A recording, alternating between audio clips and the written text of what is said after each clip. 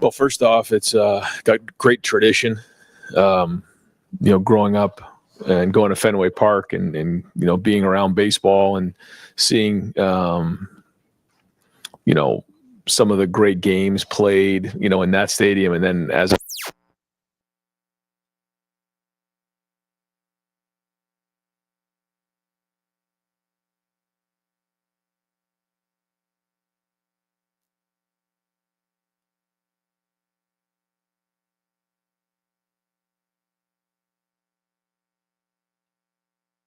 Buckeye Nation to get to the game and the fans to be there as well and experience that and to get an idea what kind of presence we'll have at the game. I've been a part of teams that have played at Yankee Stadium and then over in San Francisco where the Giants play, and it is different. It's a different feel, but it's a great opportunity for our team, and ultimately there'll be 100 yards of football field and there'll be stands, on both sides, and we'll compete. So, we're excited about it, and we'll be practicing on the turf this week or on the grass this week to simulate what it'll be like there. Far left, Joe Nugent, WCMH. With Trey averaging an extra yard per carry on the ground through 9 games compared to last year, have you seen him look a little different at all this year? I think he's running very well. I think he's running with power. I think he's playing well without the football. He's shown that he can do damage around the edge. He can do damage up the middle. Great in pass protection. So I think he's playing at a high level, and I think that he and Quinchon are a big part of, or a great example of what it means to be unselfish. And that's a big part of our run here in November and at the end of the season, not worrying about touches, not worrying about carries, not worrying about those types of things, just knowing that, the number one goal is to win. And usually when you have that attitude, you find a way to win. And I think that both of those guys have been very unselfish this year, and they're both playing very well. Over to the right, Don Sperry, WBNS. Coach, obviously you talked last week with November coming in and everything. Just your mindset now, happy with what you saw Saturday, and how important is it to keep it going with 3 games to go, and obviously big goals that are going to be coming. Yeah, well, first off, what we've done leading up to this point really has nothing to do with what's going on moving forward. It's all about what we do moving forward. But coming out of last week, I felt like, we showed some consistency, which is important. When you think about consistency, people say, well, a team flashes or a player flashes. That means they've shown that they can do it. Consistency means you're doing it over and over again. It becomes who you are. And we won the turnover battle, won the rushing yards, won the explosive plays. When you do that, you give yourself a chance to win by the margin we won on Saturday. So we got to keep building. We got to stay consistent. The players, the coaches got to continue to bring energy. This time of year, you got to be at your best. And there's a lot that comes with that. And every day you got to bring it. You got to continue to upgrade. You got to, find out ways to continue to build on what you have and find new wrinkles along the way, but allow the players to play really fast. And the leaders got to lead. And so all those things, lead you to, where we are right now. And, it's November. We want to be undefeated in November. And, I think our guys know exactly where we are in this right now. So we need a good week of work here ahead to Northwestern. Dave Holmes, WSYX. Ryan, I know you don't pick when you play. I'm well aware of that. But there's been some fan backlash. People think too many noon games in a row. This one technically is going to be an 11 a.m. local out there. How many noons or too many noons? Do you guys care? What's your thought on time of day and all these noon games? Well, listen, I got to deal with a lot of fan backlash for other things other than the times of games. So I'm going to leave that for other people to deal with. I got other things I got to deal with. Whatever they tell us to play, we're going to play. It doesn't matter where it is. It could be in a baseball field. It could be 11 a.m., could be at night, whatever it is. We're going to put the football down and go play, and I'll worry about the team. Dylan Davis, Delaware Gazette. Just to build off that, just out of curiosity, what do noon games do in terms of recruiting on game day that makes it more difficult than maybe otherwise if you had a 3:30 night game opportunity? Is there a big change in what you're able to do or how many guys you're able to get? One thing, the time of game sometimes can affect just who comes into the, who's able to make it from out of state, a little bit further away. That's about it. And it's just the one thing that we've done. We know that we have these noon games here in the back half of the season. So we've just been really working hard on getting guys to bed early at night and then waking them up early in the morning just to kind of get their biorhythms in order. They've done a good job of that. So that's about it. Other than that, we're playing football. Yeah, real quick, I talked to him on Saturday after the game. He talked about his willingness, like a mindset, a servant mindset that he has in everything in his life that's allowed him to take the next step as a blocker and really kind of, find his place on this team. What have you seen from G in his transition just throughout his time here? Everybody has their own journey, and I'm not sure that G, ever could have conjured up the journey that he's had since he's been here. I won't get into it, but he's had loss in his life. He's had success. He's had changes in his life, and he's gone on a journey, and, it's found him where he is right now. And he's having an impact on the field. He's having an impact off the field. And I'm proud of who he's become as a young man. And that's a big part of this job is, helping young men find their way on their path. And he's done that. And great to see him play well, great out of champion this past week and get a touchdown catch. We're going to need him. Going to need him this week. Going to need him moving forward. So, older veteran guys that have been through different things help you because of their experience on the field, but they also just help you emotionally just work through the season, some of the challenges that come because everybody has challenges. And he's been through his. And so great to see where he is right now and take some things in his life and turn them into real positives. Right behind him, Andrew Gillis, Cleveland.com. Ryan, what did you see from Carson on Saturday? How did he grade out in the second game? He was solid. I felt like, he's taken the next step at guard, playing against a front where it was a lot of, we call bear front, which is, really 5 down. There's a lot of one-on-one blocks there. So you got to sustain your block a little bit longer. But overall, I felt like he was solid. I felt like he took the next step, in the progression of playing guard as a starter. And, we'll have another week of work here, but, he came out of it healthy, which is good because he did have that one moment where he's kind of got a little scary there, but he's fine now. And so another week of work, another week of experience at playing guard will go a long way. It would be really beneficial for him to have learned behind Luke Wickler, but with Seth, you said, he's learned a lot from him. What specific lessons has he taken from him? I think there's a lot you can learn there about not just the position and the technical parts of playing the game, but also just the preparation, the practice habits, how to handle certain situations, being resilient, persevering through, good times, bad times, working through issues. When you're with the offensive line, sometimes you're going to get into a game and see things that maybe hadn't shown up, in practice or the week before. And so navigating through all that is part of it as well. And with confidence and not losing your aggressiveness. So, there's a lot there, obviously with the technical parts of the game, but also just emotionally understanding how to attack it. Tony Girdman, Buckeye Huddle. Ryan, Maurice Barrett's been around the program a bit now. What is he doing for you, for the team, for players, and what was the thought process in bringing him back? I have a lot of respect for Maurice and, where he's come in his life. And this is somebody to me who, has helped out other programs. He's done a great job with UConn basketball. And he's a guy that I like having around our players. I like talking to him. I love his mindset. He brings a toughness, a seriousness that and a credibility with our players that I think gives us an edge. And I like having him around our program. I got a lot of respect for the things that he's been through and overcome and the success he's having in his life now. And again, I think he's an asset to our program. And so, he comes, once a week, he'll come around and watch some practice and then come to the games. And I think our guys have really, latched on to him. Separate from that, you do a lot of studies. Have you done any studies about the slip rate on the turf in Ohio Stadium compared to nationally? Is that something you guys have looked into at all? So we've looked into a lot of things, and one of the things that we wanted to do was we wanted the field out here on the practice fields to be the same exact style that's in the stadium. And so after, each game, we'll look to see if there was any of that going on, and then get back with the folks at the company and make sure that all the tests are coming back the way that they should. And so we've been asking those questions. They've come in, they've taken, things in or taken things out. They put things in to make sure that it's right for our guys.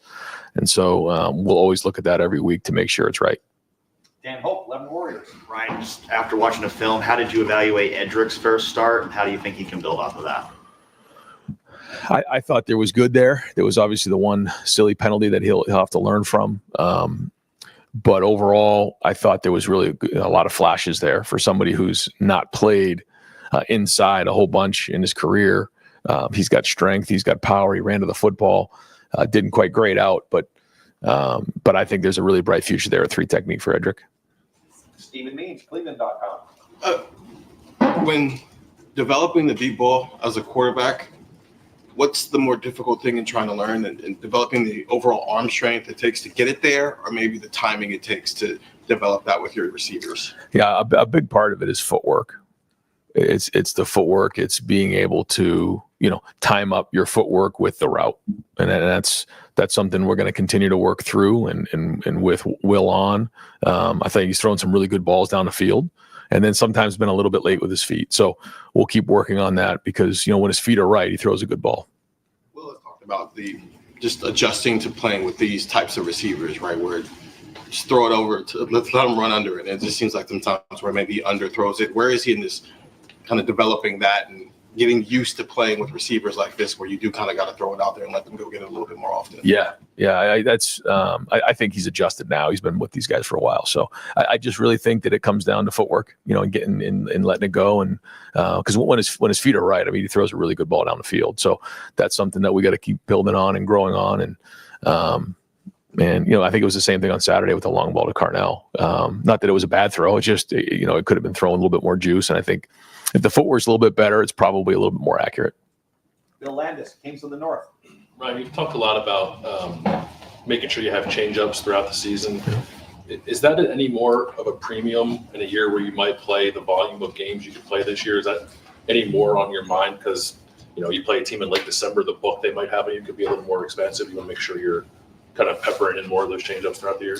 I think it's something we talk about a lot, where you can get yourself to a point where you do too much and then you start to lose your identity, or you can do too much of the same thing and get caught. So there is a fine line there and a balance. And, like you said, based on how many games you end up playing, I think you have to figure that into the equation of what you're doing. And, making sure you put the right people in the right spots, making sure you're doing what your identity is. But then, like you said, having enough change up so that, you're keeping people off balance. And, but I think it could go both ways. You can get that too much down the road, and then you lose your identity halfway through the season. I've seen that, or 3/4 of the way through the season. So it's something we're keeping a close eye on. You think this staff generally has done a pretty good job with finding that balance throughout the season? I do. Yeah, I do. And then I think, we've got a good balance right now, but time will tell. And so we'll keep swinging at it and making sure that we're doing everything we can and learn from, things that we've done well in the past and things we got to do better. Andy Backstrom, Letterman Row. Yeah, Ryan, 9 games in. How comfortable are you with the backup quarterback situation right now? What prompted the change from Devin and Julian on that third as well? Yeah, we want to get those guys as many reps as we can. We'd like to get both of those guys reps. And, in that moment, I felt like it was a third down. I wanted to give Julian that opportunity to go ahead and take a third down. And I thought he used it as an opportunity to scramble and make a play. And then didn't quite keep the thing moving. We wanted to throw the ball a little bit with Julian to see how he did, because hasn't really done that a bunch in games. Just missed one, and he and Brandon didn't connect. Would like to see him get a first down there.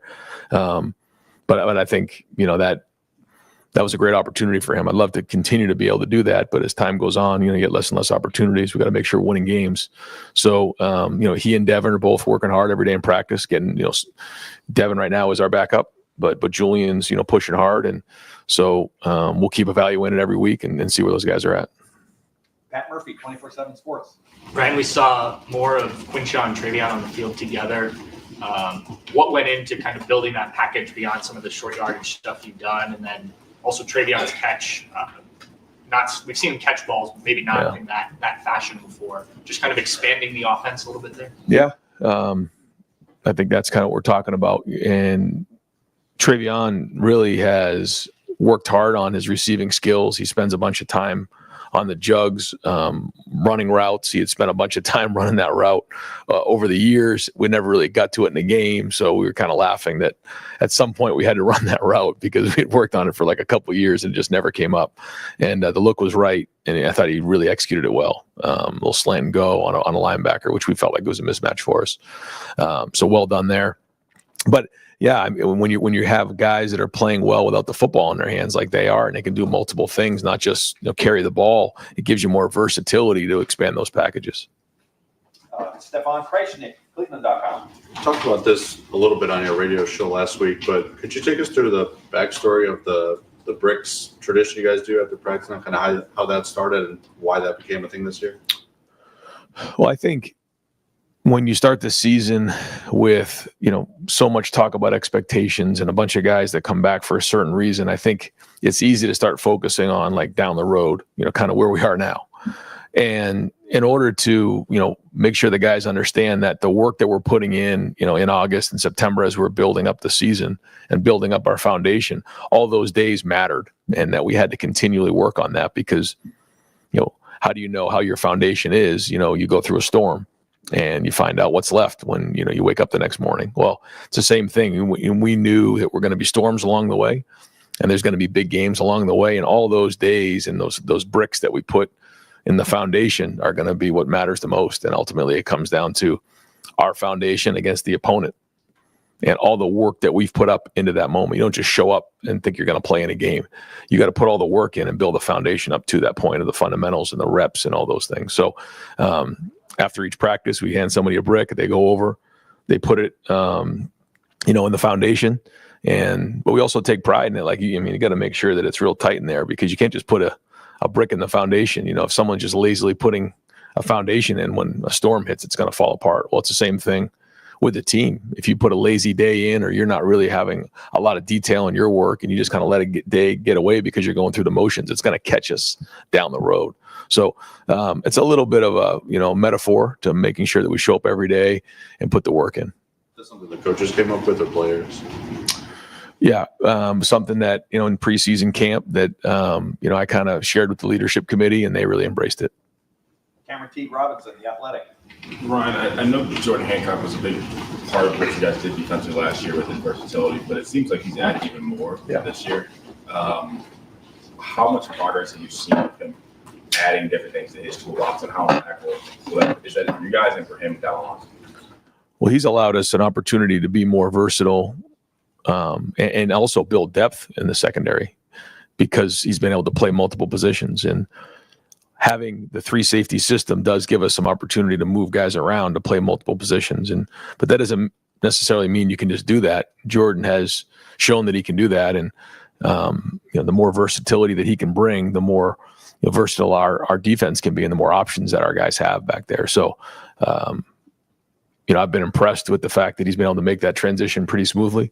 And I think his skill set, lends well to, building value to him as a player down the road too, being able to play nickel, being able to play safety. Certainly helping our team right now. When you guys talked about this, the word used, re-engineering of the defense, and you talked about putting your best players in the right positions to make plays. How impactful was Jordan when you guys were thinking about how you want the secondary, how you want this to perform? That was a part of it. Yeah, that was part of it. There's a lot of conversation that comes with that, but him having versatility is a part of that. It does allow us to do some things that maybe we weren't able to before.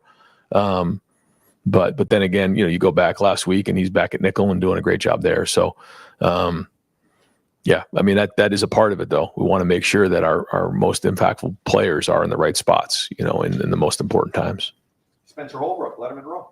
You guys ran I think with the jack or a hybrid guy for 4 days there with Mitchell. Purdue had some success against it, but how do you balance seeing that team had a little bit of success against that changeup with also understanding that putting it on film and learning from it is actually positive in the long run? Yeah, well, when Tyleek was in question early in the week, we felt like it was something that it was an option for us to go to, where you take one of the tackles out of the game and put the jack in the game, Mitchell or CJ.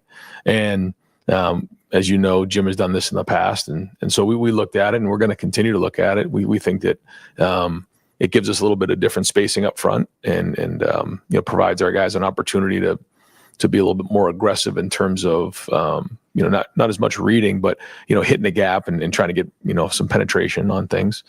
But we'll see how it fits moving forward. There were some things that we did that were good, but some other things that we got to execute better. But it was the first time we kind of put it out there, and so we'll look to build on it from here and see where it goes. Adam King, WBMS. When you look at, I know Heisman doesn't matter to you guys in the building, but it's obviously a trophy that you can add and helps in recruiting. Do you feel that your players are getting enough Heisman hype? I mean, there's a lot of talent around the program, and there's nobody really in the top 6, top 8 conversation for the number 2 team. Well, when I think about the Heisman, I think about the most outstanding player in college football, and I think sometimes it can come down to statistics, which I think is unfortunate. But that is what it is, and I know that our team, we've had Heisman finalists before. This team's worried about winning, and that's really the only thing they're worried about right now. Austin Ward, the podcast. And when you think about the number of players that played on Saturday against Purdue and some of the experimentation with the scheme, we spent all year talking about the length of the season and building depth. And Bill asked about scheme, are you more willing to do that earlier in games than you have been previously in your tenure? Yeah, I think so. Yeah, I would say though. Yeah, I think, we have a more veteran group, that understands what we're doing. I think when you have, a bunch of guys that have played in the system for multiple years, it is a lot easier to, kind of look at some different things or jump in and out of stuff, knowing that, you already have X number of reps put away playing this style of defense. So maybe looking at something else isn't a bad idea. But then again, it can distract you from your, your fastball. So, this is a group that's played a lot of football, and they're smart and they're good. So as time goes on and these games continue, we're trying to figure out, what is next. And those are all really good conversations. So if the Jack, for example, if Purdue's having a little bit of success there, and it's a 1-possession game at that point, it feels like maybe in the past, it's 4 or 5 possessions, then the backups will come in. Are you holding your breath? Are you willing to take some chances in that, knowing that in the long run you're probably going to win? Or what's going through your mind if the experiments that I'm calling them aren't working perfectly? Yeah, well, I really felt like even last week, talking to the guys coming off of the Penn State game, like we have to play depth. We got to get them in the game early, and we got to play them. And so if there are ways to do that, by calling a grouping in the game, whether it's an offensive grouping, whether it's a defensive grouping, and just saying, all right, in the third series we're going in the game, the decision's already been made. Coaches want to make sure they win the game, and that's kind of the number one thing for everybody. But at the same time, playing depth is important. I thought we did that in this game. It was a focus coming out of the Penn State game. We wanted to make sure that we played depth in this game, and let some of those guys get in there, because you just never know when these situations are going to come up here as we head down the home stretch. So we'll continue to look to play depth, but obviously the number one goal is to win the game. Joey Kaufman, Columbus Dispatch. Ryan, your pace on offense this year is slower, just plays per minute and stuff like that. Is that a product of the rules change? Is slowing it give you sort of an advantage? What do you think is maybe contribute to that? Yeah, I mean, our offensive plays are significantly lower this year. There's no question about that. I think we're right around maybe 65 or maybe 64. And just when you think of years past, maybe not in the last year, but I mean, we're definitely less, or down on number of plays, which isn't always easy for the guys who want touches. And so that's another part of the conversation about guys being unselfish. The number one goal is to win the game. We feel like huddling allows, an opportunity, we don't have to worry about the signals or anything like that, which completely takes that part out of the game, which has become a big part of college football up until this year and continues to be. So that's one thing that, we just said, we're going to have the ability to do that. There's other times you've seen us go a little bit faster where we can go into a no huddle situation. And when that's appropriate, we'll do that as well. And so I think there's a give and take on all of that. How many plays you're trying to get during the season plays into the conversation, but then also schematically, and how you operate. What does it require you to do by having fewer plays? Like getting more efficient or Oh, yeah. situational or Absolutely. Yeah. I mean, when it becomes more like the NFL in that situational football becomes critical. You have to be, very, very efficient. But it also allows you to control the game and, allows you to, really help the defense with the number of plays they're on the field and keep a defense that's much fresher. So all those things come into play. I mean, you think about the way that the Penn State game played a couple of weeks ago. You start with the ball back. We had the one long drive, field goal, and then they have their long drive, and then we have the ball back with 5 and change left, and that was it. That was the fourth quarter. We've been in fourth quarters before where there's probably been 6 or 7 possessions. It's just a different style of game. But when you can run the ball and control the ground game, then you can control the game. And right now we feel like we're able to do that, and we're also helping the defense. If I can just clarify, when you said it takes away the signaling, the huddling, what do you mean by that? Or well, now we can speak into the headset to the quarterback who's in the huddle, so that we don't have to worry about signaling. Jeff Gilbert, Press Pros. And Coach, distractions and stuff. Some things have been mentioned that can be distractions: Heisman, noon games, all that kind of stuff.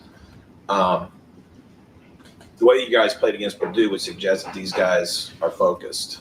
How do you feel about their focus 9 games in, and is it where you want it to be, and do you have to worry about it as much as you maybe did early in the season? Well, it's something that we talk about a lot, and I think our leaders are the ones that have to lead the way on this. And to block a punt early in the game kind of jump-started us, which was great. But we know that we have to be playing our best football right now, and people call them letdowns or whatever they are. After a big win, you see some teams across the country, and because you have to sustain a certain level over a period of time. And it was important for us to play well in this game. To play well in the first half, and then continue to play well. Because again, is it who you are, or is it just something you did? You had a good game, or are you consistently playing at a high level physically and executing at a high level? So we talked to our team all about it. They're still 18, 19, 20. Some guys a little bit older, year-old guys, but you got to bring it every week, and that's what championship football is all about. And every week for us is like the playoffs right now. We're fighting for a chance to get to Indianapolis. So it's always a topic of conversation, and it's gonna come down to our seniors and leaders, and obviously how they echo that message. And because the players are the ones who have to play, they're the ones who have to do it on the field. And give them credit for being consistent up to this point. But like I said before, nothing we've done up to this point matters anymore. It's what we do moving forward. And I know that these guys are going to come in with a good week of practice here at 2:30. Deep left, Noah Weisskopf. Ryan, Northwestern, after just watching their tape, what stands out to you about them specifically? And we've always had good games against Northwestern. Just most recently, a couple of years ago when we played, Ryan Field, and the weather was a tough day, but it was, I think the final was 21-7, and it was everything we could handle to get out of there with a win. We played them in the Big Ten championship game. It's very similar to those teams. They're very sound in what they do. Their scheme is very sound. They're built from the inside out, and they're gonna make you win the game. They're gonna force you to earn it, and so they're a very good team, and a Big Ten team on the road, and you're in November, so we have to play well. And we always feel like it's about us, but we want to know our opponent, and they're always well coached. Bill Rabinowitz, Columbus Dispatch. It looked like Donovan Jackson took another step forward as playing tackle. Was that your impression? At what point do you think it'll be that he's actually a left tackle, Right. a left guard trying to play left tackle? I actually brought that up this past week. At one point, does he become a tackle? Because I think he can be a very good tackle. And I think he has versatility, showing versatility. So, he's just increasing his value overall, not only to this team, but for himself individually. And, we talked about, I don't know exactly what his weight's at today. I'll go find out, but, trimming a couple pounds, just, when you're in there as a guard, you're working in a smaller space, a little more of a road grader, trying to move 3 techniques and noses, where now you're on the edge, a little bit more length, a little bit more athleticism. And so, but he is athletic. He has length, and he can move his feet. So just doesn't have the experience of somebody who's played multiple years at the position, but he's played up front, and every time he's out there, he's getting better. He's a quick learner, and it's going to be a big part of our November right here is how Donovan plays a left tackle. I looked at the forecast 10 to 15 mile per hour winds on Saturday. Okay, good. It's about 70 degrees less or 70 miles an hour less than last time what we was, were there. what was that game like as a coach, Oof. knowing that you had to throw out 3/4 of your game plan? Yeah, you learn. You learn to always have, the ability to go wildcat. You better have that in November and it might have been October, but in the Big Ten, because we came out for pregame warmups and the punter kicked it. The ball went straight in the air and landed on our side of the line of scrimmage, and I had to grab the ref and say, "What did that happen in the game?" Because I didn't even know the rule on that. And so what ended up happening was when the wind was in our face, and Northwestern did the same thing. They were trying to eat up the clock and huddle, and then when the ball was behind us, we were trying to go no huddle so that we could punt the ball and throw the ball with the wind behind us. But even when the wind was behind us that day, it was a challenge. So CJ did a great job pulling 2 big runs for us, and that's kind of what bailed us out. And but that was a nightmare of a day for sure. I think it's good to go. I think we're ready to go. Yeah. Final questions, Tim May, Letterman Row. Yeah, just 2 quickies. Thanks, Jerry. Number one, will y'all go to Wrigley Field on Friday afternoon? I mean, it's a baseball park's totally different from a football stadium. I know you know that stuff, but sight lines and stuff. Is that important to you to maybe get the team there? We usually don't, but we are going to because it is unique. And well, I mean, just what do you want the guys to see more than anything else? I guess when they're in there. Yeah, I'd like for them to see just the makeup of it. I want them to see the turf. I want them to see where the infield is filled in with some of the sod. I'd like for them to see how we're going to handle halftime. We're going to be in the bullpen, not going up into the locker room. There's just some different things that I'd like for them to see, and then also show them a little bit about what it's like, because it is going to be different. It's going to be a different feel there. It's a baseball park. It's different than a football stadium. So do I think it's a big deal? No, but a lot of people do that. They bring their team to the game or to their venue the day before. We don't usually do that, but we will on Friday. Another thing, every week we see something new from this offense. You kind of got asked about it earlier, just about evolution of things. And have you been happy with what you've been seeing from the standpoint of one week to the next, like maybe throwing the ball downfield with the running backs a little bit more than you have in the past and things like that? Just what's your mandate there, I guess, to Chip more than anything else?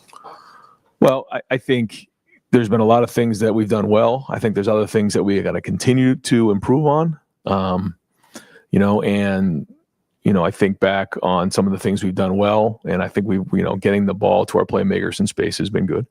I think, we've shown that we can be physical up front running the football. I think adding Will to the run game has made a big difference. We're continually pushing the ball down the field. And, I think that stretching of the field vertically, horizontally is going to be important as we move into November. But, being able to control the game by running the ball is, of the utmost importance. And that goes back to the conversation about huddling. You're controlling the game when you can run the ball and continue to get first downs. And not very different, but somewhat different than just in the past when, it was no huddle and, 35-28 or those type of scores. So, there's a lot to continue to improve on. There's been some really good things there. The challenges are going to continue to increase. Is there a sense, though, that every play, like you talked about now, every play is sort of precious in its own right? I mean, there's so fewer of them. Which is great. Yeah. Which is great. I mean, I think that's important. I think that's a good thing. Yeah, I think every single detail matters of every single play more and more. And I don't think that's a bad thing. I think it's a good thing. It allows us to trim down on the number of plays we practice and put more focus on execution. Thanks. Yeah. Great. Coach, thank you very much. That's right, Ryan. What's Aaron's best?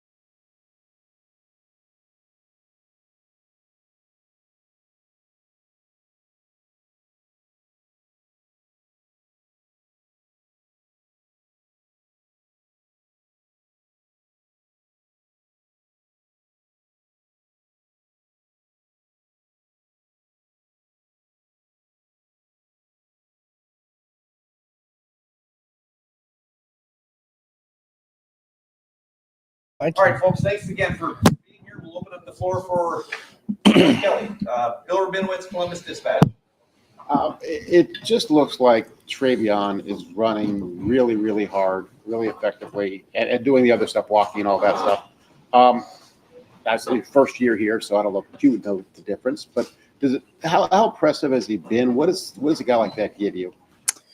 Well, he's an extremely versatile back that can play all three downs for you. So, he has the ability to run the ball up inside the tackles because of his physicality, but he has speed, long speed, where you can use him on perimeter runs. And he's really a weapon in the passing game. You saw us use him a little bit more in the passing game, and we're starting to get a better understanding of what he can do and how he can help us.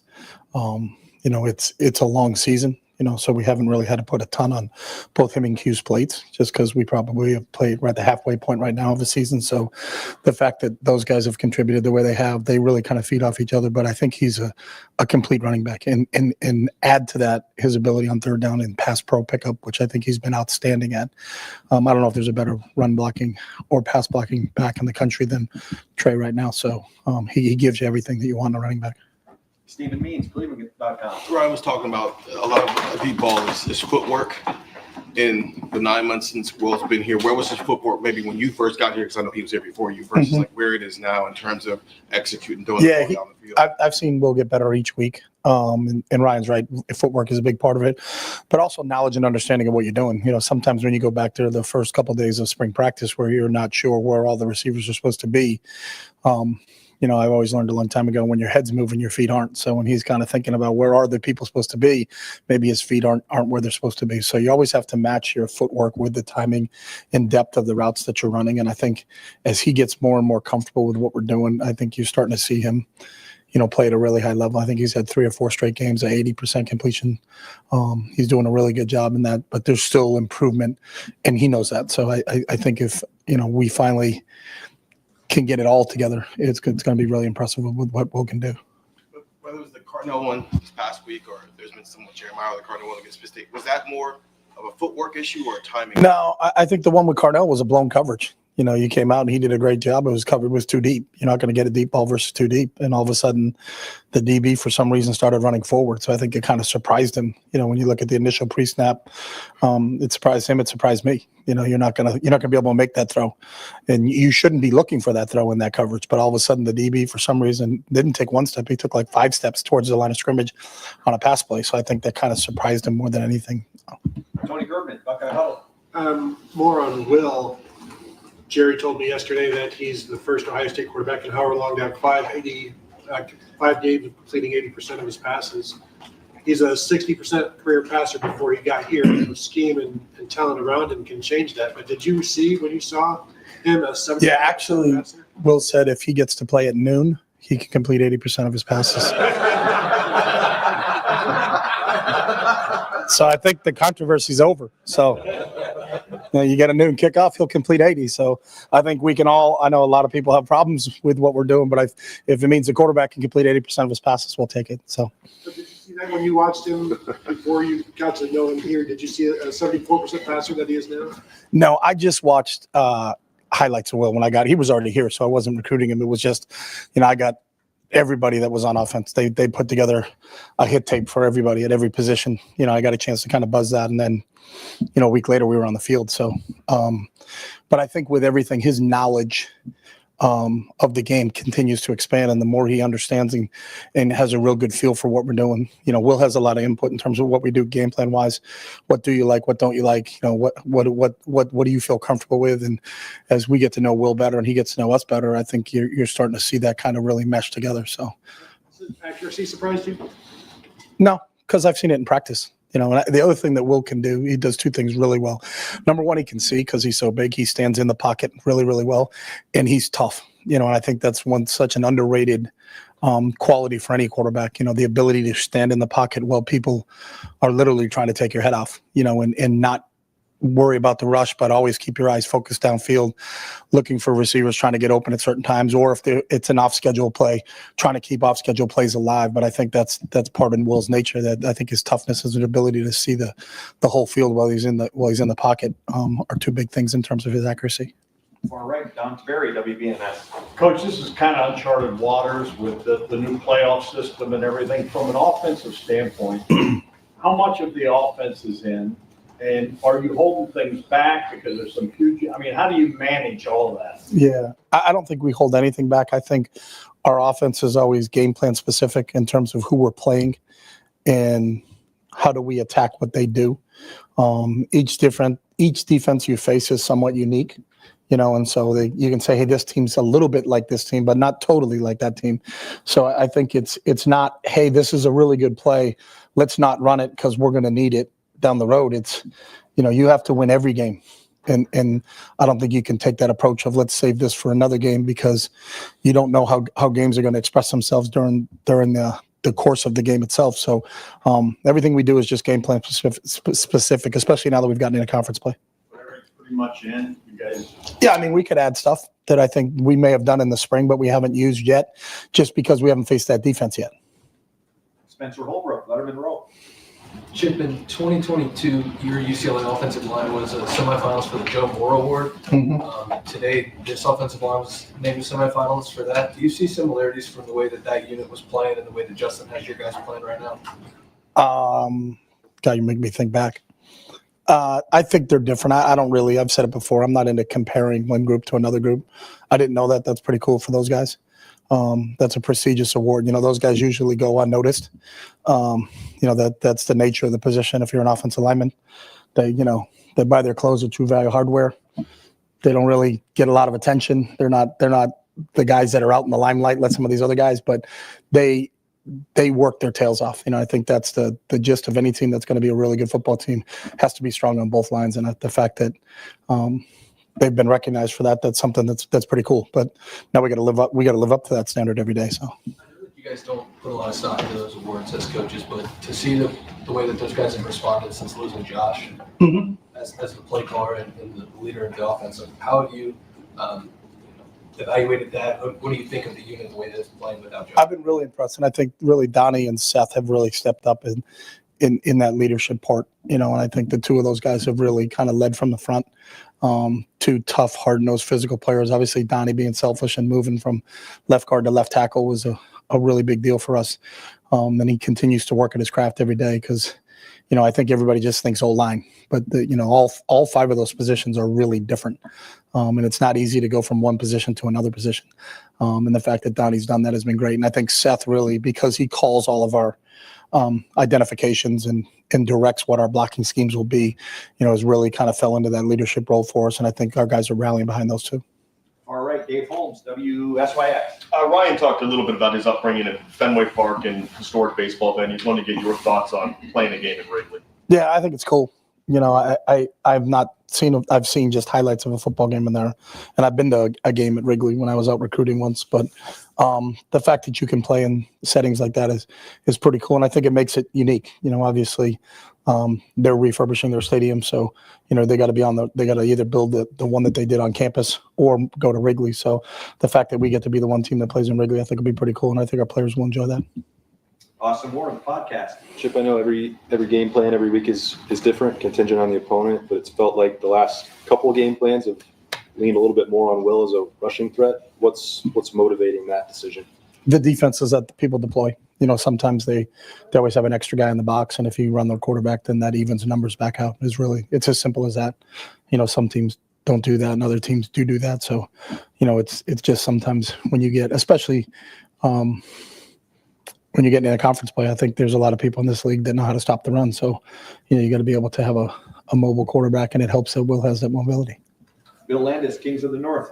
Chip, do you ever iterate off a play or change something up kind of just for the sake of doing it to break a tendency or put something different on film, or is it always opponent specific? No, it's always opponent specific, but you still self-scout yourself and what are we doing out of this formation and what is our run pass ratio and even within that, out of this formation, all runs are this, and then that's always the fine line.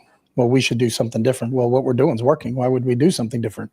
So you kind of play that game and go back and forth with it. But we're constantly working on self-scout of ourselves and tendencies that we're trying to just understand. But some tendencies are good tendencies. You could be, hey, you're 90% run out of this formation. You're also 90% success out of this formation. So, do you not call that ever again because you think that they think that you think this? You can get into that real dilemma of just, it's still about executing and still about lining up and playing. So, but we do spend a lot of time on that. That's part of what our weekly game plan meetings are about. Is there any more emphasis on that in a college football season that can now be 17, 18 games where you want to make sure you're sprinkling in different things so that if you get to game 17 and a team has a pretty expansive book on you guys film-wise that they can't, key in on something you've done all year? Like you want to make sure you have those change-ups in there. Yeah, there has to be some of those. But again, I think you can drive yourself crazy. When we put this on tape and they think that we can do this because they know that we can do that, they can't do that, then we do that, then I didn't make any sense what I just said, and that's what's going on in your head when you're starting to think about all that stuff too. So it's that process. I still think you have to, part of being really good at it is what are we good at, and how do we continue to be good at it so that everybody in the stadium doesn't know, hey, they're running the ball over the right side on this play because that's what they always do. I think you're still trying to mask some of those things, but you still have to play to your strengths. Cameron T. Robinson, The Athletic. Chip, kind of off the question about Will's running, I think maybe it was last week or a couple weeks ago, you mentioned you don't have to continue, you're not just out running to be power all the time, but how have you seen Will's progression in understanding or reading what defenses want him to do when it comes to handing off to Q or Trey and pulling, or is that more from you guys telling him you want you to pull this, or is it more? No, it's a good question. We don't tell him we want you to do this or want you to do that. It's totally, a lot of that stuff is, if it's a read play, he has to read it out and how he sees it. Just like we don't tell him where to throw. It's the play's called to the curl or the flat, but it depends. Does the defender defend the curl or defend the flat? Like you can't tell him before the play, throw the curl because I know the guy's going to chase the flat. Well, then he sits in the curl and you throw a pick and it's, coach told me to go there. We didn't. We told you to read this player. So it's the same thing with some of the read plays that we run. And I think he does a really good job. He was really well trained. I think Chris Kleiman does a great job. I mean, Colin Klein did a great job at K-State. And, so Will's got a really, really good understanding of our running game. It was more of just learning the terminology here as opposed to what it was like there. But I think he does a really, really good job of that. And when we put something in new, it may be new to this unit, but it's not new to Will. It's just, oh yeah, we ran this. And then we'll go back and actually look at K-State tape with him and, kind of pick his brain. How'd you read it? And how was it presented to you? And what's the best way for us to present it so that we can execute? Joey Kaufman, Columbus Dispatch. What do you see as the advantage from huddling more and just sort of playing at a slower pace of play on offense versus past couple of years? Your teams are able to run more plays per minute than you are now. Pace is a little slower. Just what's the advantage to that? Yeah, I think you can communicate better. So obviously the thing that's changed this season, and I think a lot of people have slowed down, is the ability for the quarterback to communicate with everybody before the play. Before it was just everything was driven by signals and everybody was looking to the sideline and then getting everybody on the same page. So there's some teams and sometimes when that's to your advantage. I think more people do it to us because they don't want the ball in our hands. So that I think the game has we don't get as many possessions right now as we have in the past, just because I think both sides are doing it a little bit more. But I think the communication thing that you're allowed to talk to the quarterback up to 15 seconds on the play clock is one of the advantages of huddling. Teams are doing it against you, but you guys have also done it. It seems like more. Does it give you an advantage to do the other team? Yeah, it gives us an advantage again from being able to communicate. So what Will can talk to the offensive line about, you know what I mean? Like normally you'd send a play in, but he couldn't give them like, hey, these guys are 85% twist and boundary corner on this play. So make sure that we're really high alert for that. So there's a lot more that goes on. It's not a two-way conversation because he can't talk back to you, but we have a style of speaking in that situation so that we can communicate some different things. Before it was you just called the play and broke. Now you can give them a lot more information. You know what I mean?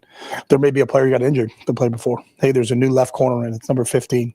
We talked about him. We saw him on film. This is what he's susceptible to. Let's make sure we're attacking him when he's in, instead of you waited till you get to the sideline between series and go, hey, there's a new corner. And I didn't know he was in. But you can communicate that stuff now. Tim May, Letterman Row. Oh, thanks, Jerry. Following up on that a little bit, or just on offensive plays, do you ever have times in games where you have to say to yourself, I got to be disciplined here. I got to call some run plays. I know it sounds kind of stupid, but I mean, to have the balance when you look at this lineup and with Jeremiah and Emeka and Carnell and, you could throw the ball 50 times a game and nobody would question that either. You understand what I'm saying? Does it take discipline to also stay with the run game? I think it takes discipline to know what the defense is trying to take away from you. So, for you to try to continue to throw it if they're going to play high safeties and light boxes, you should be running it more than, and when people are loading up the box to take away your run and saying, hey, we're not going to let you run the ball in the situation, and you are still trying to run the ball in the situation, that's where I think the discipline is. So sometimes it's not consecutive plays in a row or series. It's just kind of what are they like? Because you take, say you're playing Northwestern, you have 9-game breakdown on Northwestern. This is what they've done for their last 9 games. But as you go into the really first, second, third series of a game, is what we saw in the last 9 games actually happening in this game? And if it is, then we're pretty solid in terms of our game plan. If not, then you may have to morph a little bit towards run or a little bit towards pass based upon how they decided they were going to come out this week. Because they may have come out in the previous 9 weeks and done this, but in your game, they're doing it a little bit differently. So it's the ability to make those adjustments and kind of lean one way or the other. I think is the discipline part you're talking about, not just saying, well, we're just going to chuck it, but if they're playing really deep and you're still trying to throw it deep, then that's not smart either, I don't mean necessarily throw it deep every time, but yeah. Okay. And You just want us to throw it every time? Yeah. That's fine. My philosophy, win and doubt, air it out.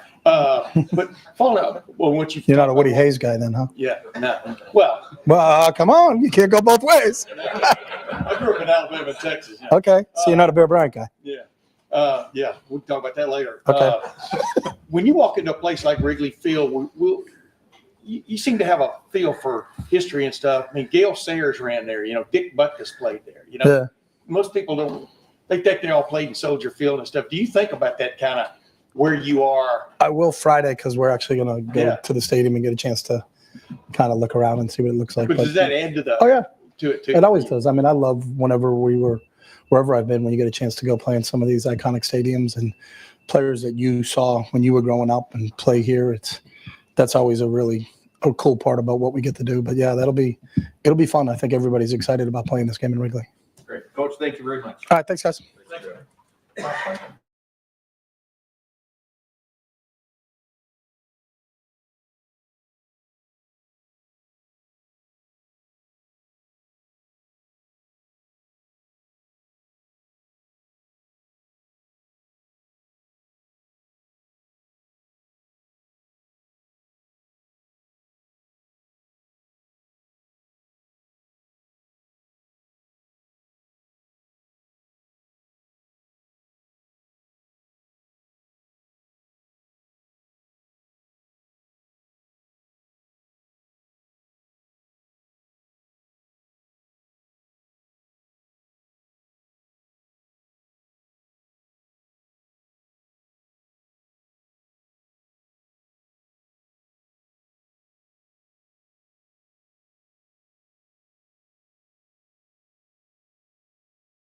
With Dave Biddle, 24/7 Sports. Hi, Will. Coach Day was talking about footwork and how that is paramount, like when you're throwing the ball. And he feels like when your footwork is on point, that you can really rip it. Can you get into that a little bit, your footwork, and where you feel like that's out right now? Yeah, I think that's something that we've been looking at. And I think, when I'm inaccurate with the ball, like you can see my feet kind of go dead a little bit.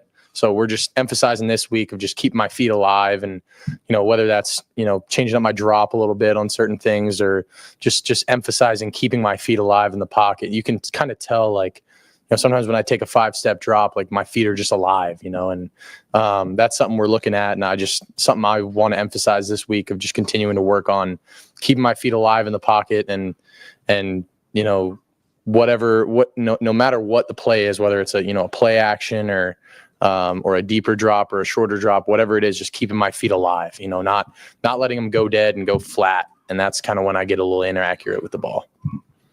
Deep right, Adam King, WBNS. Show me your hands again, those who need some. I know that a Heisman is an individual award. I know that you guys are focused on stuff that is so much bigger, but there's a lot of talk out there about your stats compared to other guys that are maybe towards the top of the Heisman odds. Do you think that you should be in that conversation? Do you think other guys on this team should be in that conversation? Man, I try not to think about that stuff, and I'm not worried about it. As long as we're winning football games, and the Buckeyes are scoring points, I'm happy. I think all that stuff kind of takes care of itself, and if you focus too much on individual accolades, then a lot of things get cloudy. And I've always been a believer in, if you take care of the things that matter, then the individual accolades and all that kind of stuff will come, and the more I focus on my teammates and being the best teammate I can be, being the best player I can be for my teammates, being the best leader I can be, then things like that may come into consideration, but I'm not worried about it, man. As my stats, as long as I'm playing good football, grading out a champion and taking care of the ball, that's all I'm worried about. Spencer Holbrook, Letterman Row. Kind of hard to follow it up with this, but the offensive line was in semifinals with Joe Morrow today.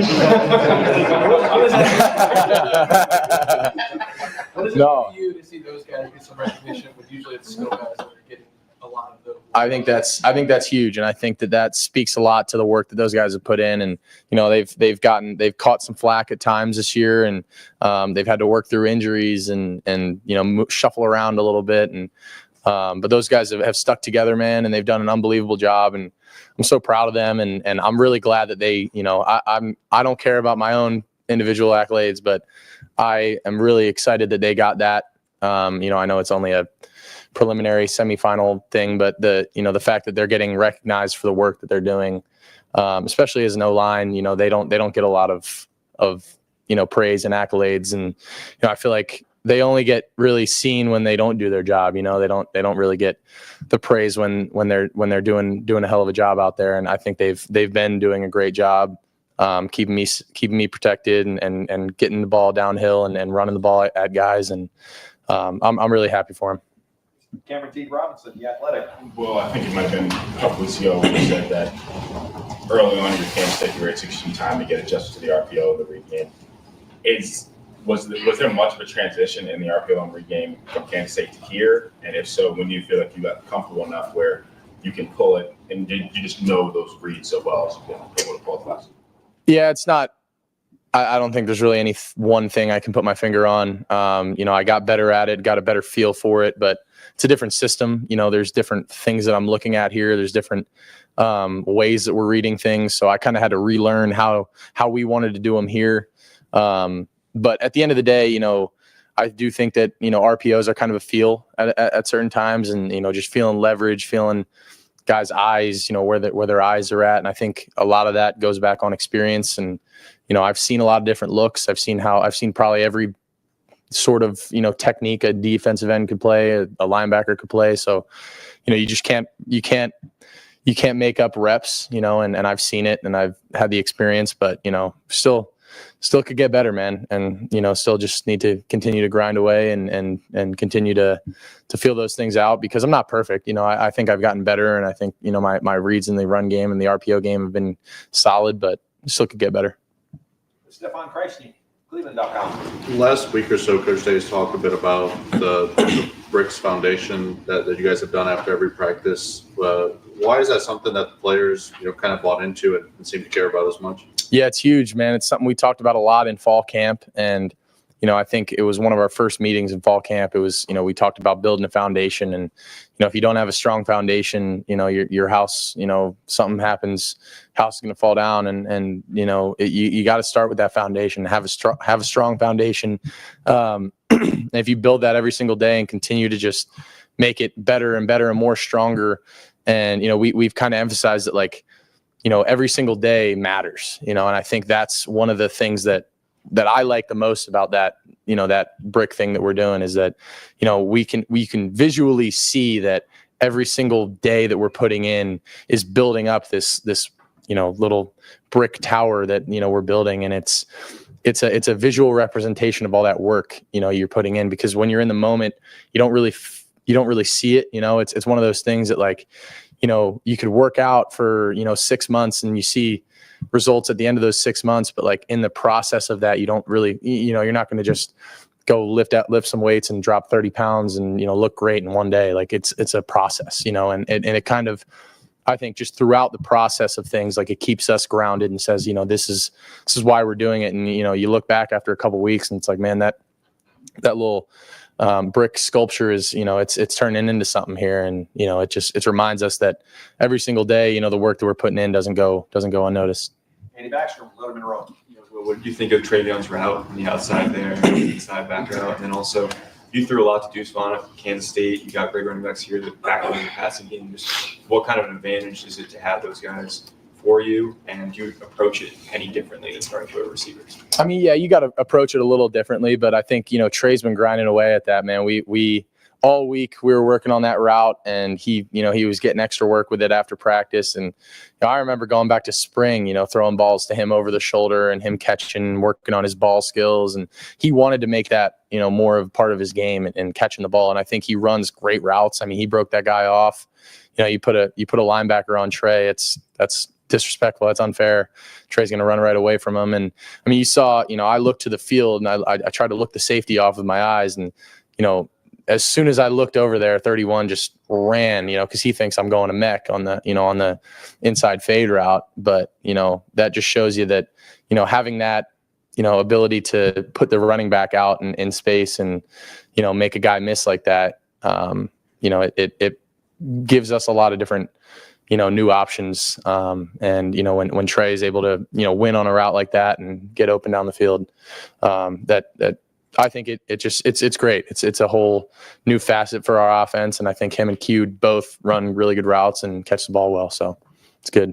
Tony Girdman, Buckeye Idol. Well, you came to Ohio State as a 59% career passer. You're at 74% right now. What would you attribute that to, the rise? I think a lot of it's coaching and the way that I've been, taught here. And something, Coach Kelly's emphasized with me since I got here, man, was just completions, and how many completions are out there on the field that, it's just easy, and just take them. I feel like a lot of times in my career at Kansas State, I was trying to force things in windows or I didn't really need to.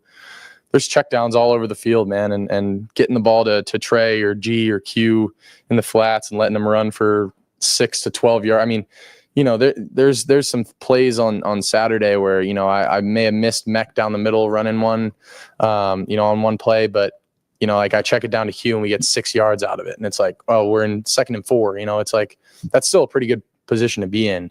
There's just completions all over the field. And that was something I really emphasized in preseason training camp. I was shooting for 80% completion percentage every single day. That was something that, me and Billy kind of got together on, and like that was my goal. And I only achieved it a couple times, and it's hard, but I think that helped me so much. And just like, completions are devastating to a defense, whether it's a completion for 0 yards or a completion for 50, like it doesn't matter, just as long as you're getting the ball in your playmakers' hands. I mean, those defensive linemen are taught they got to run to the ball.